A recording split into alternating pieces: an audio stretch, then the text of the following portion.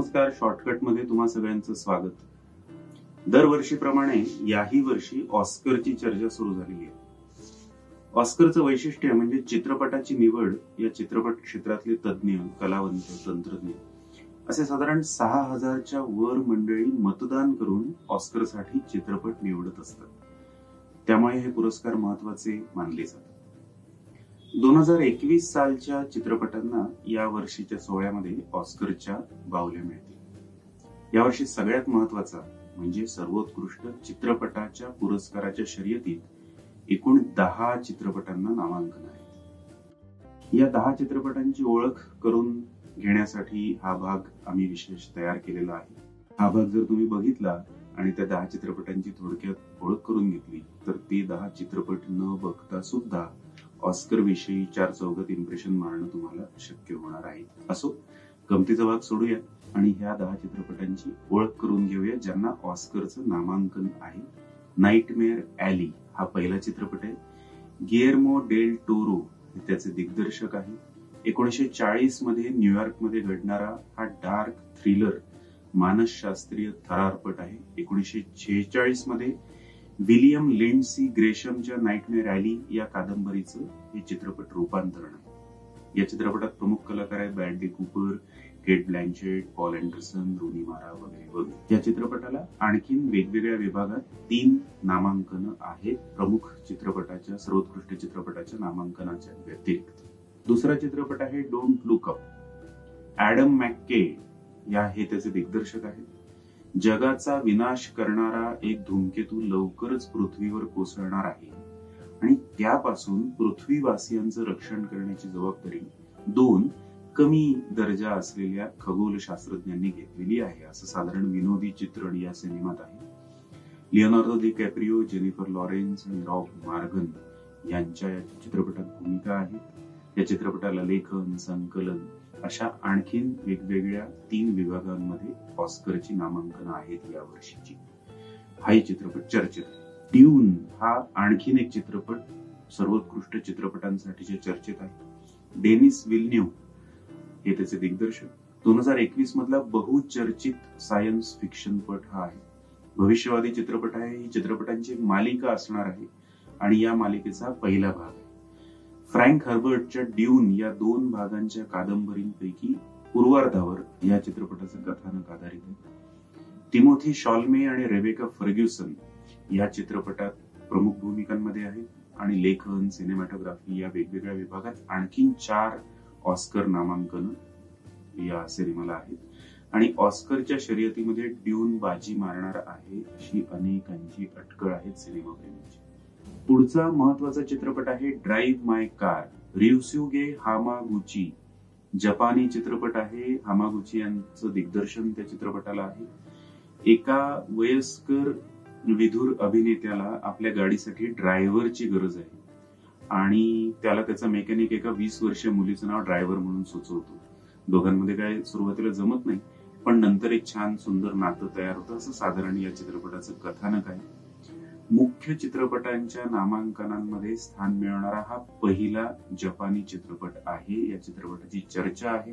हिदेतोशी निशिजिमा आणि टोको म्युरा हे 2 कलावंत या चित्रपटामध्ये आहेत. सर्वोत्कृष्ट आंतरराष्ट्रीय चित्रपटामध्येही या चित्रपटाला नामांकन आहे आणि मुख्य नामांकनांमध्येही याचं नामांकन आहे. एकूण 4 नामांकनं आहे. बघूया प्रत्यक्ष पुरस्कार सोहळ्यामध्ये याला किती पुरस्कार मिळतात. आणखीन एक ऑस्कर नामांकित चित्रपट म्हणजे बेलफास्ट.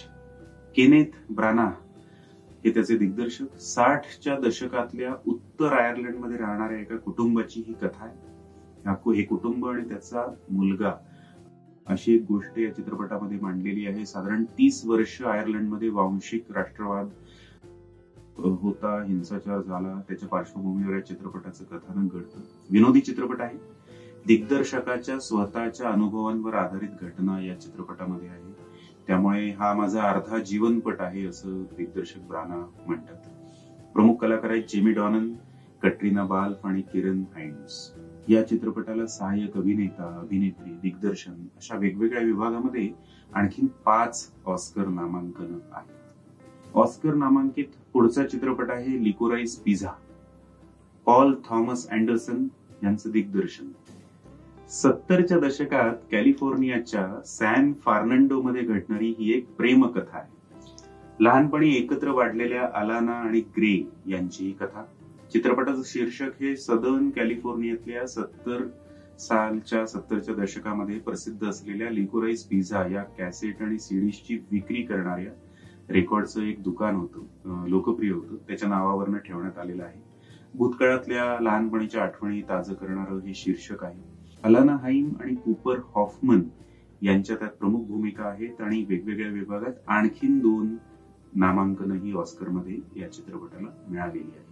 ऑस्कर नामांकित पुढचा चित्रपट आहे the Power of the Dog. Jane Campion दिग्दर्शित हा न्यूझीलंडचा चित्रपट आहे. न्यूझीलंडमध्ये एक गुराखी राहतो, त्याची एक गोष्ट आहे. त्याचा भाऊ आपल्या घरामध्ये त्याची बायको आणि मुलगा घेऊन येतो आणि या दोघांचा अत्यंत क्रूरतेनं छळ करणाऱ्या या गुराख्याची गोष्ट आहे. एकेकाळी या गुराख्याने उत्कट प्रेम केलं होतं आणि त्यात पण ते यशस्वी झालं नाही. मग त्याचा बदला तो अशा पद्धतीने घेतो, अशी मांडणी या चित्रपटात आहे. The Power of the dog हे शीर्षक बायबलमधनं घेण्यात आलेलं आहे. बेनेडिक्ट कम्बरबॅच, कर्स्टिन डन्स्टन आणि जेसी प्लेमन्स यांची या चित्रपटामध्ये भूमिका आहे. ऑस्करमध्ये हा चित्रपट दंगा करणार यात शंका नाही, कारण वेगवेगळ्या विभागामध्ये मिळून या चित्रपटाला तब्बल 1 डझन ऑस्कर नामांकन आहेत. ऑस्कर नामांकित पुढचा चित्रपट आहे वेस्ट साइड स्टोरी. या चित्रपटाविषयी भारतात बहुतेकांना माहिती आहे, कारण भारतामध्ये सुद्धा लोकप्रिय असलेल्या स्टीव्हन स्पीलबर्ग या दिग्दर्शकानं दिग्दर्शित केलेला हा चित्रपट 2021 साली गाजलेला. 1957च्या न्यूयॉर्क शहरामध्ये वेस्ट साइड स्टोरीचं कथानक घडतं. एकाच शाळेत शिकत असणारे टोनी आणि मारिया एकमेकांच्या प्रेमात अकंठ बुडाले आहेत, पण त्यांची फुलत जाणारी प्रेम कहाणी त्यांच्याही नकळत जेट्स आणि शार्क्स या 2 विरोधी संघटनांच्या भांडणामध्ये तेल ओतते, वणवा भडकवते. 1957 मध्ये याच नावाचं एक 4 अंकी संगीत नाटक सादर झालं होतं. त्या 1957च्या नाटकाचं हे दुसरं चित्रपट रूपांतरण आहे. 1961 मध्ये पहिल्यांदा ह्याच नावाचा चित्रपट तयार झाला होता, रसिकांना हे माहिती असेल. आणि शेक्सपियरच्या जगप्रसिद्ध रोमिओ आणि ज्युलिएटवर याचं कथानक आधारलेलं आहे. एन्सेल एल्गार्ट आणि रेचल झेगलर यांच्या भूमिका या चित्रपटामध्ये आहे. चित्रपटाची चर्चा आहेच, कारण दिग्दर्शक स्पीलबर्ग आहे, त्याच्या दिग्दर्शनालाही नामांकन आहेत आणि आणखीन इतर 3 नामांकन या चित्रपटाला मिळालेलं आहे. पुढचा चित्रपट आहे king Richard. Ronaldo marks green हे दिग्दर्शक आहेत. सेरेना विल्यम्स आणि व्हीनस विल्यम्स या अमेरिकेच्या टेनिसपटू आपल्याला माहिती आहेत. त्यांच्या वडिलांवरचा हा जीवनपट आहे, एक प्रकारचा बायोपिक आहे. अनेक अडचणींवर मात करत त्यांच्या वडिलांनी आपल्या 2 मुलींचं भवितव्य घडवलेलं आहे. त्या बापाची ही कथा आहे. सेरेना आणि व्हीनसनंही या चित्रपटात अभिनय केलेला आहे. या वडिलांची भूमिका विल स्मिथ या अभिनेत्यानं केलेली आहे. डेमी सिंगल्टन आणि सानिया सिडनी यांच्याही या भूमिका व्हीनस आणि सेरेनाच्या त्यांनी केलेल्या आपल्याला दिसतील. विल स्मिथला अभिनयाचं नामांकन आहेच. वेगवेगळ्या विभागात एकूण 5 ऑस्कर नामांकन या चित्रपटाला आहे. ऑस्कर नामांकित पुढचा चित्रपट आहे कोडा. दिग्दर्शन आहे शान हेडरचं. एक कर्णबधीर कुटुंब आहे आणि त्या कुटुंबातल्या रुबी या एकाच मुलीला ऐकू येत असतं. तिला गाण्याची आवड आहे आणि हौस म्हणून कॉलेजच्या गाण्याच्या ग्रुपमध्ये ती सहभागी होती आणि वास्तविक काहीतरी आता चांगलं घडण्याच्या ऐवजी गोष्टी खूप वेगळ्या पद्धतीने बिघडायला लागतात, असा काहीसा विषय या चित्रपटात आहे. एमिलिया जोन्सची मुख्य भूमिका आहे आणि या सर्वोत्कृष्ट चित्रपटाच्या व्यतिरिक्त आणखीन 2 ऑस्कर नामांकन या चित्रपटाला आहे. हे आहेत 10 चित्रपट ज्यांना सर्वोत्कृष्ट चित्रपटाचं ऑस्कर नामांकन या वर्षीच्या म्हणजे 2022च्या ऑस्कर सोहळ्यामध्ये मिळालेलं आहे. आता लवकरच कुणाला नेमकं पुरस्कार मिळणार हे जाहीर होईल. हे सगळे चित्रपट तुम्ही बघा, तुम्ही अंदाज करा आणि नेहमीप्रमाणे ऑस्कर तुमच्या सगळ्यांचे अंदाज चुकवेल आणि एका वेगळ्याच चित्रपटाला कदाचित बक्षीस देईल.